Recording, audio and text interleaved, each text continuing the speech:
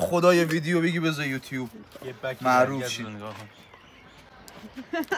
اینجا کجا؟ یک حرکت مخصوص برای خودت باید داشته باشی. همکنون درگاه این چوبه رو نگاه کن اینجا. این یورو پسره هست چیز بدنسازه میاد توی طبیعت آشپزی میکنه. من اون پسره تو آشپزی بگیری. بیا جلو.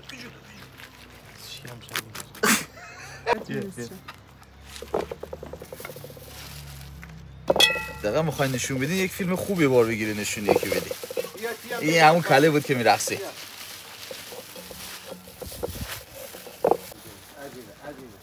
پزش یکم تو این سخته ولی خب.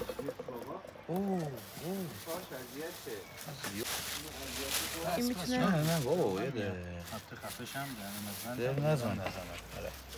بنده هم موافقم. گرفتش عکس میگرفت از اون. نه بابا مرغ یونس بس. دیگه خودم تو این بود درگز میکردی.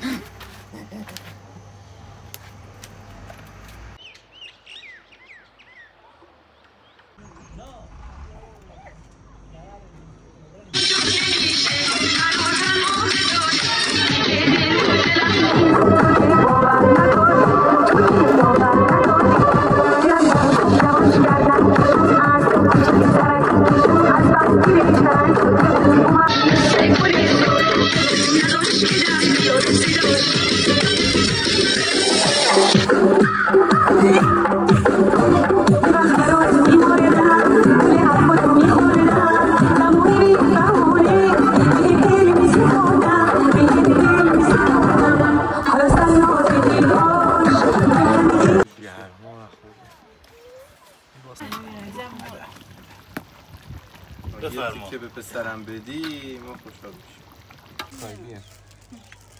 علی جو بگت